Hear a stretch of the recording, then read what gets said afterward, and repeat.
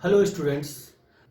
पिछले वीडियो में मैंने डिस्कस किया था इमेजिनरी नंबर के बारे में। ठीक है, तो इमेजिनरी नंबर के बारे में अगर रिकॉल कर रहे हैं हम लोग तो पढ़े थे कि i equal to root under -1 value था आपका, आई स्क्वायर का वैल्यू -1 था, आई क्यूब का वैल्यू -i का पावर 4 का वैल्यू 1 था। ठीक है, इसका यूज हम लोगों ने पिछले वीडियो में किया था। नोट्स के तौर पर आया था कि i का पावर कुछ भी 4 का मल्टीपल होगा तो उसका वैल्यू आपको क्या देगा, हमेशा 1 देगा। और अगर ये 4 का मल्टीपल ना हुआ तो, ठीक है, अगर 4 का मल्टीपल ना हुआ तो i का पावर आप उसको 4 से डिवाइड कर दो, जो भी रिमाइंडर आता है सिर्फ उसको सेपरेट कर लो। ये है ना रिमाइंडर, इसको सेपरेट कर लो, आप कहानी खत्म हो जाएगा। उसके बाद 1/i का वैल्यू -i, और फिर i का पावर अगर लगातार 4 नंबर उसको मिलता है पावर में तो उसका समेशन हमेशा 0 होगा। ये था पिछले वीडियो का स्टोरी। ठीक है, तो अब इस वीडियो में हम लोग डिस्कस करेंगे कॉम्प्लेक्स नंबर होता क्या है। अगर कॉम्प्लेक्स नंबर के सिंबल के बारे में बात करें अगर हम लोग, ठीक है, तो कॉम्प्लेक्स नंबर का सिंबल होता है आपका जेड। हमेशा हम लोग जेड से इसको इंडिकेट करेंगे। ठीक है, कॉम्प्लेक्स नंबर होता क्या है। ठीक है, पूरे नंबर सिस्टम को डिवाइड किया गया था दो पार्टों में, एक था रियल नंबर्स और दूसरा था आपका इमेजिनरी नंबर्स। ठीक है, जो कि हमने पिछले वीडियो में देखा था। सिंपल भाषा में अगर बोले हम लोग तो कॉम्बिनेशन ऑफ, ठीक है, combination of real and imaginary numbers. ठीक है, आप रियल और इमेजिनरी को कंबाइन कर दो, ठीक है, तो वो कहलाएगा आपका कॉम्प्लेक्स नंबर। ये सिंपल भाषा में है आपका। अगर एग्जाम्पल के तौर पर आप यहां देखो तो 2 क्या है आपका रियल नंबर, ठीक है, प्लस या कुछ भी प्लस माइनस किसी से भी आप कर दो उसको, ठीक है, +5i। ध्यान से देखिएगा, ये पार्ट है आपका रियल, ठीक है, और ये पार्ट है इमेजिनरी, ठीक है, इमेजिनरी नंबर। तो इसको हम लोग बोलेंगे कॉम्प्लेक्स नंबर, कॉम्प्लेक्स नंबर। ठीक है, यानी कि रियल नंबर और इमेजिनरी नंबर को आप सिंपली कंबाइन कर दो आपस में, ठीक है, तो वो कहलाएगा आपको कॉम्प्लेक्स नंबर।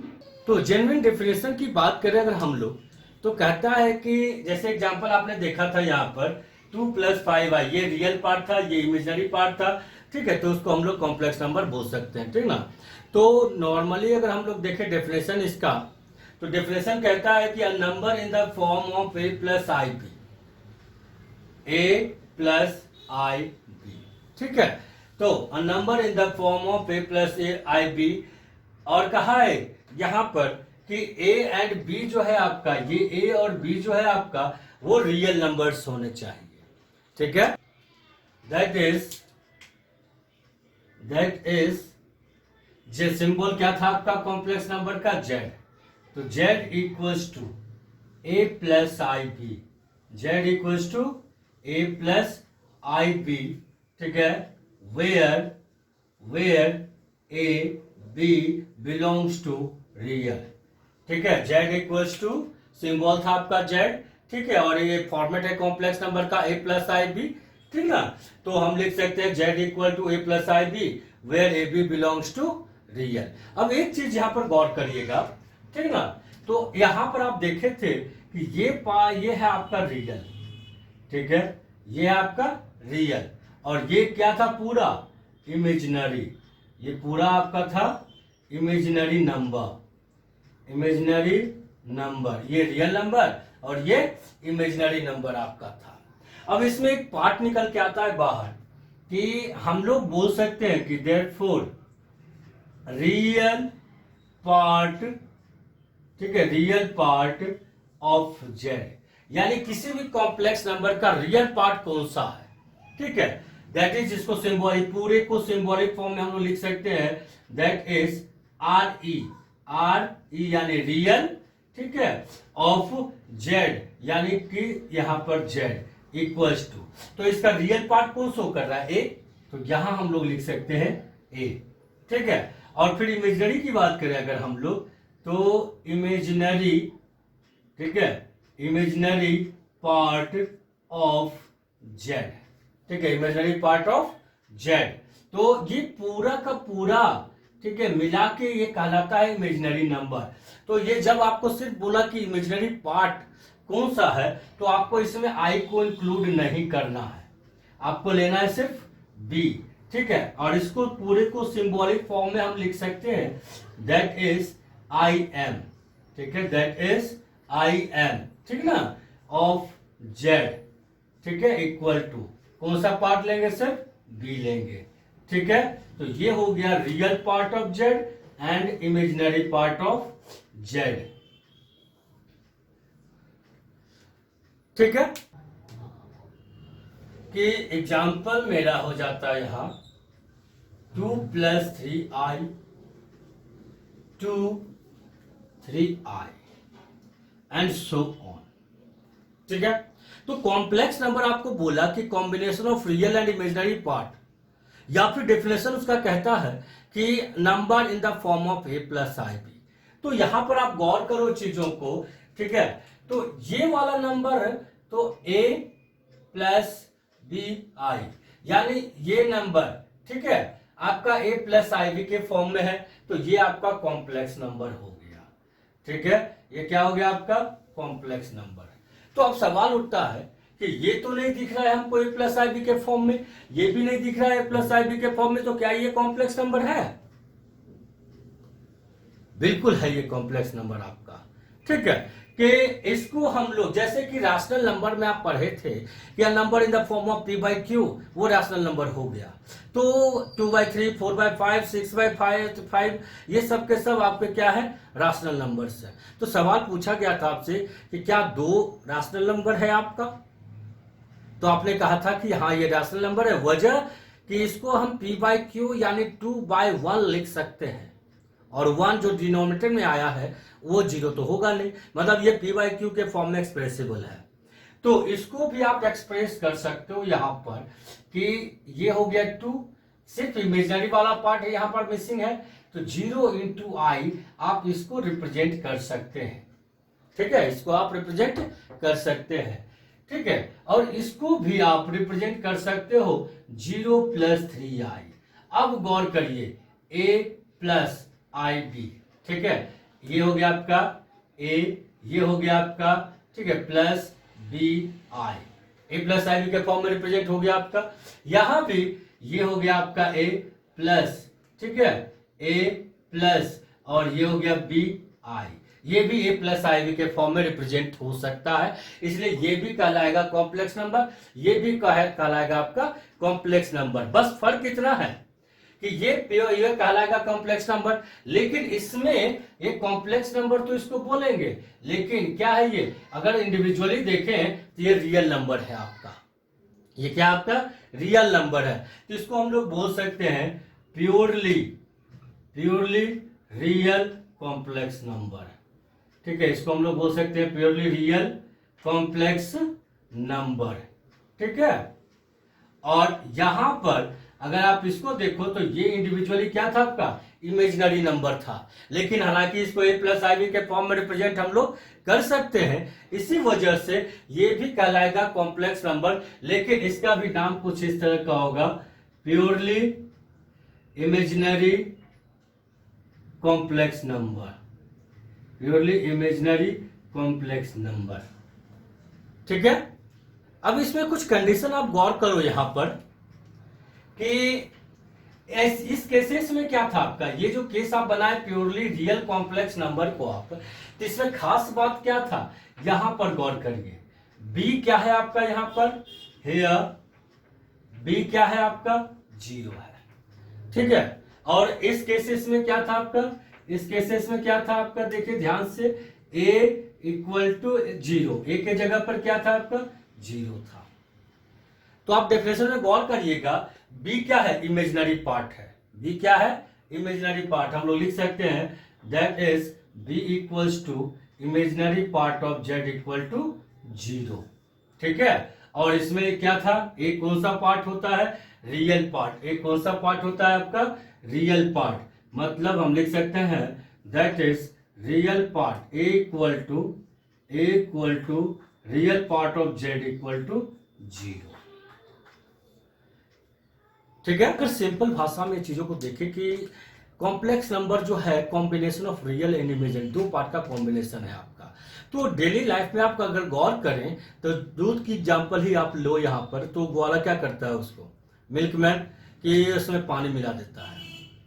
ठीक है, हम लोगों को देने आता है तो हम लोगों को तो नहीं पता कि वो सच्चाई में प्योर तो क्या है, सिर्फ दूध है या पानी, हम लोग बोलते हैं पानी मिक्सअप किया हुआ है। तो उस दूध को हम प्योर दूध कब बोलेंगे, पानी में भी क्या है, दूध और पानी का मिक्सन हुआ, तो उसको हम प्योर मिल्क कब बोलेंगे, जब दूसरा एलिमेंट यानी पानी की मात्रा 0 है। और उसी को प्योर पानी कब बोलेंगे, जब दूसरे पहले वाला मात्रा यानी दूध की मात्रा इसमें 0 है। ठीक उसी तरह से किसी भी कॉम्प्लेक्स नंबर को प्योर रियल या प्योर इमेजिनरी तभी कह सकते हो जब दूसरे वाले एलिमेंट की मात्रा 0 है। ठीक है, amount of another element is 0, मतलब प्योरली रियल है, रियल को प्योर किया मतलब सही, दूसरा एलिमेंट इमेजिनरी था 0 हो गया, इसमें प्योर इमेजिनरी बोला तो दूसरा पार्ट क्या था, रियल, वो 0 हो गया। ठीक है, कॉम्प्लेक्स नंबर को हम लोग, ठीक है, डिफाइन हम एक तरीके से और कर सकते हैं कि defined as the order pair of real numbers. Order pair शायद वर्ड आप शायद जानते होंगे या फिर नहीं जानते होंगे, तो 10th क्लास में आप लोग लाइन बनाए थे ग्राफ।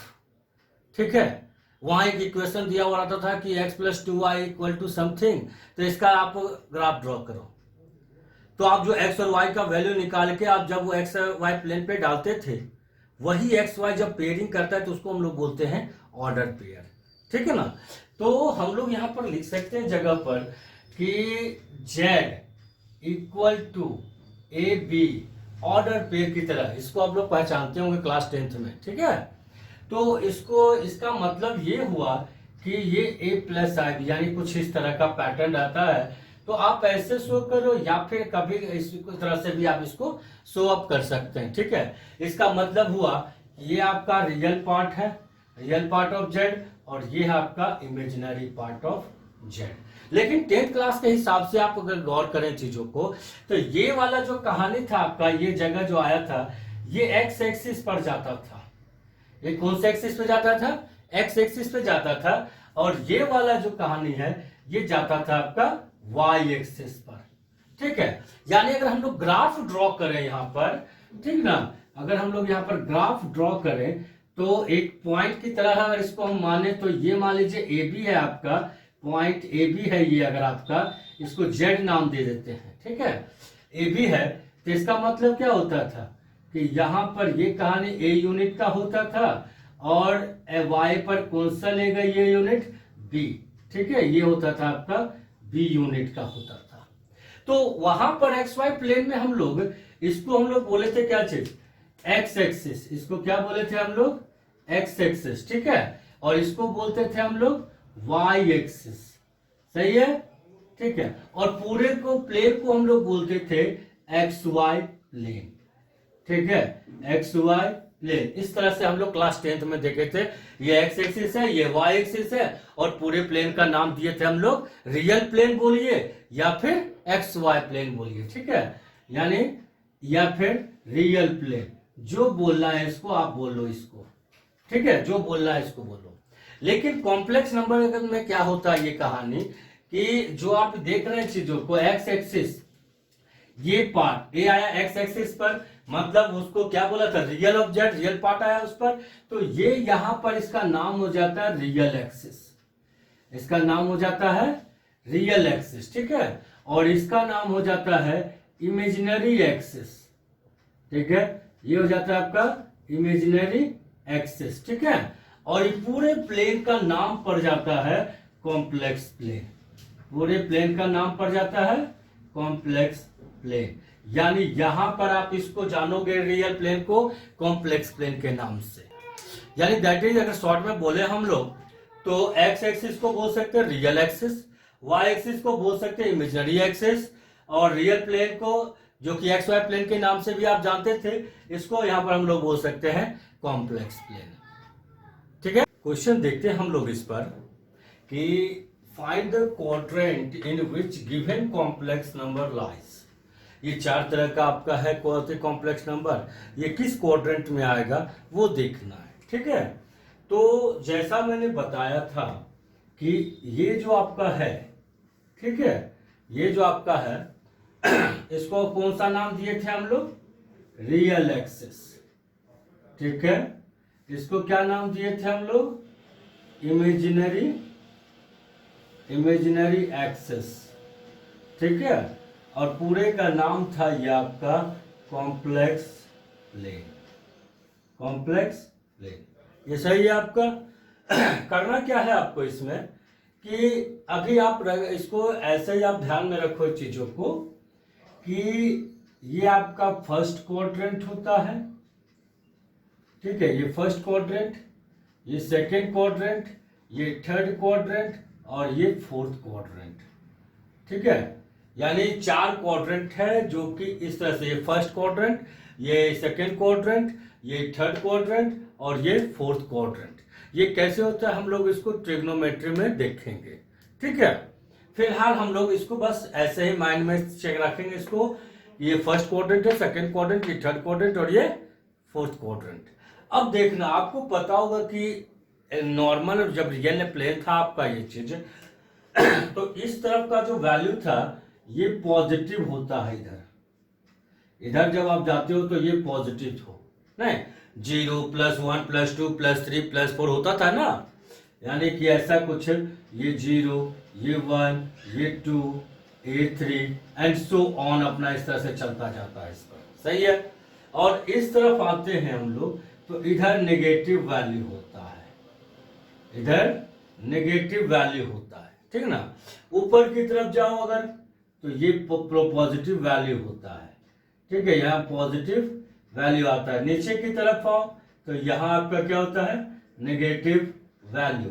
ऐसे ही होता था आपको जब आप इस पे नंबर प्लेस करते थे, ठीक है, यही था आपका। बस इसमें कुछ भी नहीं है, ये चीजों को आप गौर करिए यहाँ पर, ठीक ना।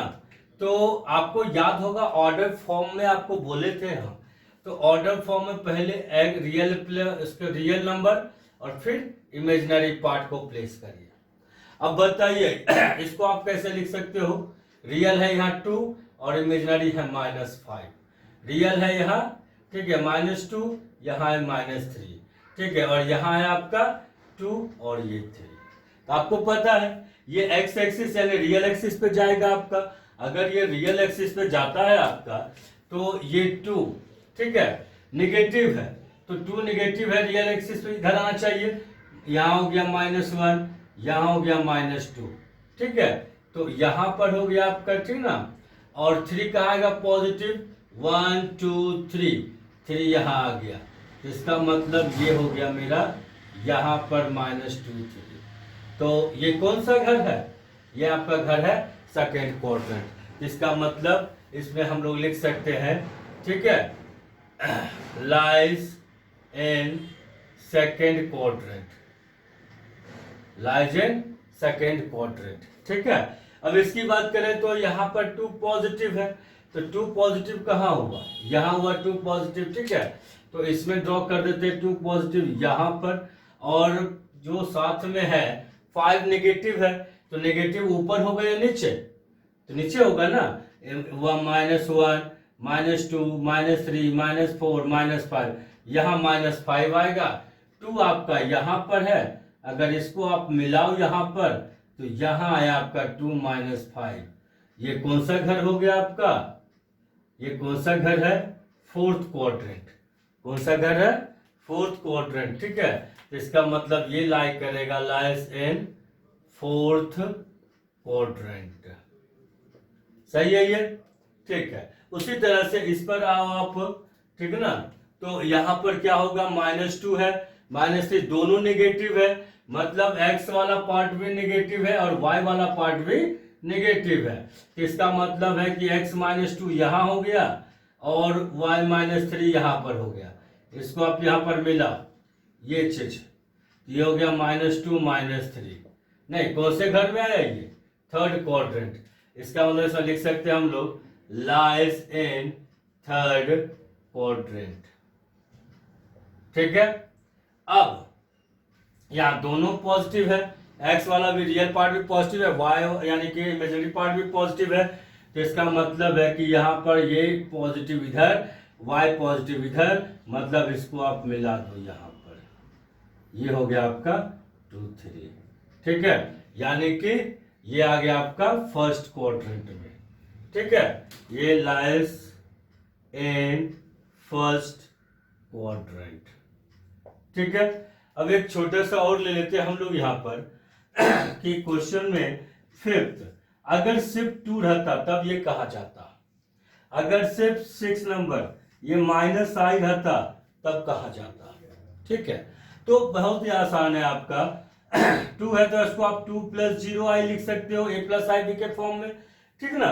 तो यानी कि हम लिख सकते हैं 2, 0, 2, 0।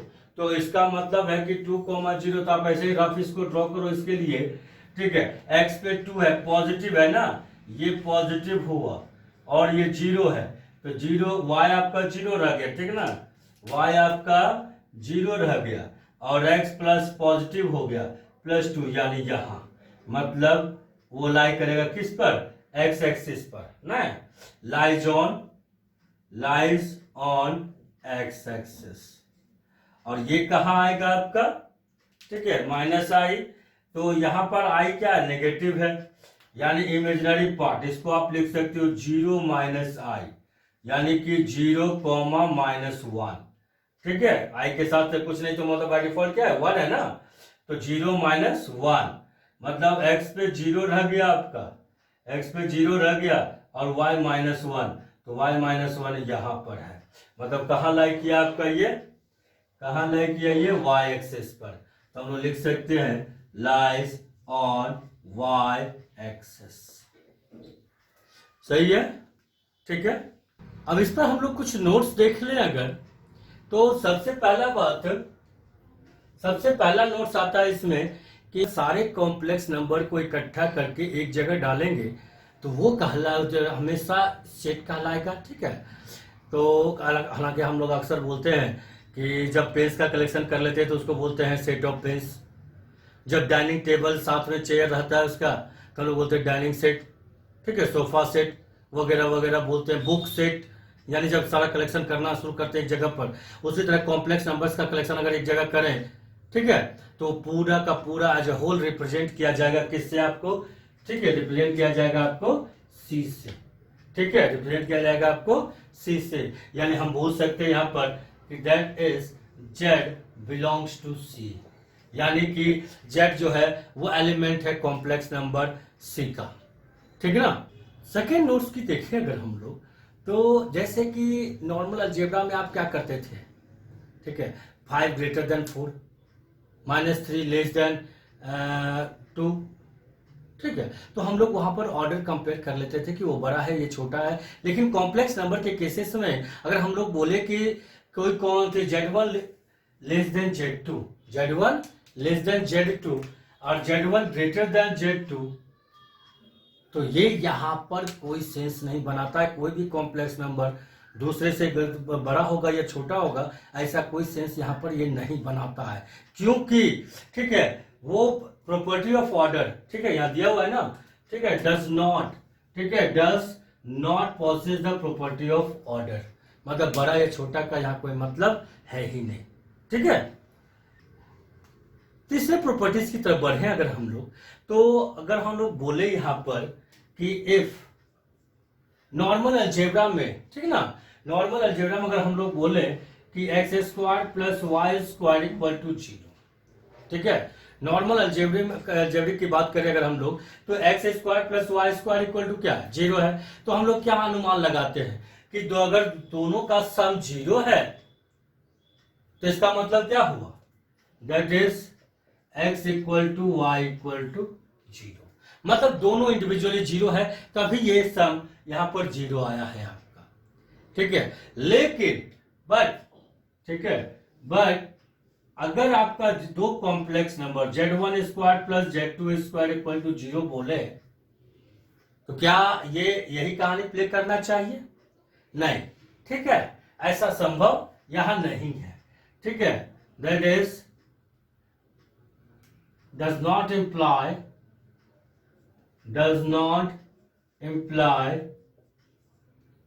that Z1 इक्वल टू 0 या Z2 इक्वल टू 0। मतलब ऐसा ये कुछ भी नहीं कहता है कि दोनों अकेला अकेला अपना ये 0 होगा। ठीक है, ऐसा ये कुछ भी नहीं कहता है। ठीक है, एग्जाम्पल के तौर पे आप देख सकते हो इसमें कि आप इसको सॉल्व कर लो। Z1 equal to 1 plus i ले लो and Z2 equal to 1 minus i ले लो और इस पर आप रख के चेक कर लो। ठीक है, Z1 square plus Z2 square equal to रख के आप चेक कर लो। फिलहाल Z1 आपका क्या है, 1 प्लस आई है। मतलब अगर ये 1 प्लस आई है इतना तो कंफर्म है कि डज नॉट इक्वल टू 0। ठीक है, Z2 1 माइनस आई है इतना तो कंफर्म है 0 के बराबर नहीं है आपका। ठीक है, लेकिन जब आप Z1 square plus Z2 square इसको करोगे, आप सॉल्व करके देख लो इसको, इसका वैल्यू आप प्लेस कर लो, स्क्वायरिंग कर लो, आप सॉल्व करो इसको तो देखिएगा ये आपको 0 देगा। इसका मतलब क्या हुआ कि अगर Z1 square plus Z2 square अगर 0 दे रहा है तो इसका अर्थ ये नहीं होता है कि Z1 भी 0 होगा और Z2 भी 0 होगा, जैसा कि नॉर्मल अलजेब्रा में ये कहता है। ठीक है, नेक्स्ट टॉपिक डिस्कस करते हैं इक्वलिटी ऑफ कॉम्प्लेक्स नंबर्स। दो कॉम्प्लेक्स नंबर आपस में बराबर हो सकता है। ठीक है, दो कॉम्प्लेक्स नंबर आपस में बराबर हो सकता है। जैसे एग्जांपल हम ले अगर यहां पर, ठीक है, कि let Z1 equal to a plus i b and Z2 equal to x plus i y. दो कॉम्प्लेक्स नंबर मैंने यहां पर लिया है और ये कहता है कि Z1 equals if Z1 equals to Z2। चलिए इफ नहीं, लेट मान लेते हैं ये कि दो कॉम्प्लेक्स नंबर आपस में ये बराबर है। ठीक है, इंप्लाइज ए प्लस Z1 का वैल्यू है आपका a प्लस आई बी, ठीक है, और Z2 का वैल्यू है आपका x प्लस आई वाई। दो कॉम्प्लेक्स नंबर आमने सामने है। ठीक है, इसको बराबर करना है आपको। तो बराबर, अब एक सवाल ये उठता है कि दोनों बराबर कैसे करें हम लोग, अभी तो सारा का सारा अलग अलग है। तो बस एक अनुमान लगा सकते हैं, यहां पर आप गौर करिएगा चीजों को। ठीक है, ये वाला पार्ट और ये वाला पार्ट क्या है, ये दोनों रियल पार्ट है। ठीक है, दोनों क्या है, इसको आपस में बराबर होना पड़ेगा, इसको आपस में बराबर होना पड़ेगा। ठीक है, और फिर ये वाला कहानी और ये वाला कहानी, ठीक है, यानी b इक्वल टू वाई, ये दोनों को आपस में बराबर होना पड़ेगा। ठीक है, यानी कि अगर आप ध्यान दें चीजों को तो a क्या था, रियल था, उस कॉम्प्लेक्स नंबर का रियल पार्ट था ये। हम लोग यहां बोल सकते हैं कि आर ई ऑफ Z1, ठीक है, equals to are real part of Z2। ऐसा हम लोग यहां पर बोल सकते हैं। इस केसेस में बोल सकते हैं b आई के साथ लगा हुआ है मतलब इमेजिनरी पार्ट है, y आई के साथ लगा हुआ है मतलब वो भी इमेजिनरी पार्ट है। हम लोग बोल सकते हैं कि b किसका इमेजिनरी पार्ट था, Z1 का, और y किसका इमेजिनरी पार्ट है, Z2 का। हम लोग बोल सकते हैं यहाँ पर imaginary part of Z1 equals to imaginary part of Z2।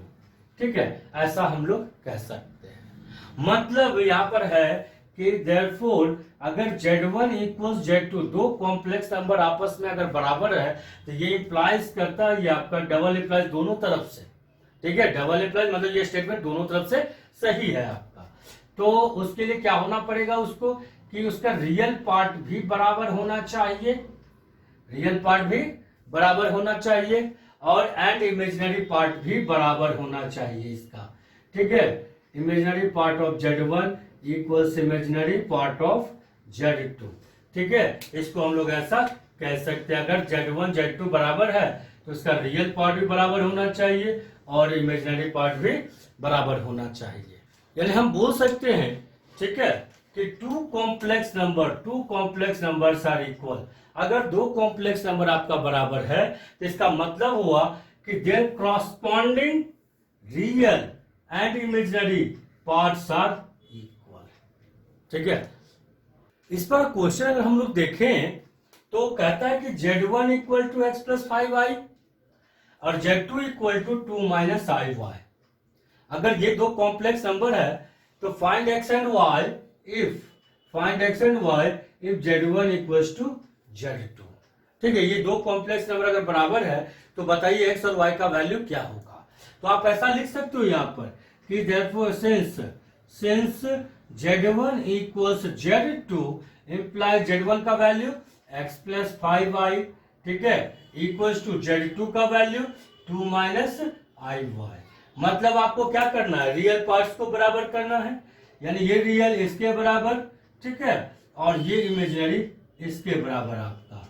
तो हम लोग बोल सकते हैं इसका आंसर कि therefore x इक्वल टू किसके बराबर 2, तो x का वैल्यू हो गया आपका 2, इधर आपका इमेजिनरी पार्ट 5 है, ठीक है, और इधर इमेजिनरी पार्ट आपका कितना है minus y with the sign आपको पिक करना है यार, ये चीज को याद रखिएगा, जिसको हम लोग बोल सकते हैं इम्प्लाइज, माइनस को भेज दे इधर तो implies y equal to -5, y equal to -5, यही है equality of two complex number, ठीक है। अगर ये ज्यादा कॉम्प्लेक्स फॉर्म में देता है, मतलब गुना भाग देता है, तो आप उसको पहले सॉल्व करके a प्लस IB के फॉर्म में पहले ले आइए और फिर आमने सामने कर दीजिए इक्वालिटी के लिए, ओके, ठीक है।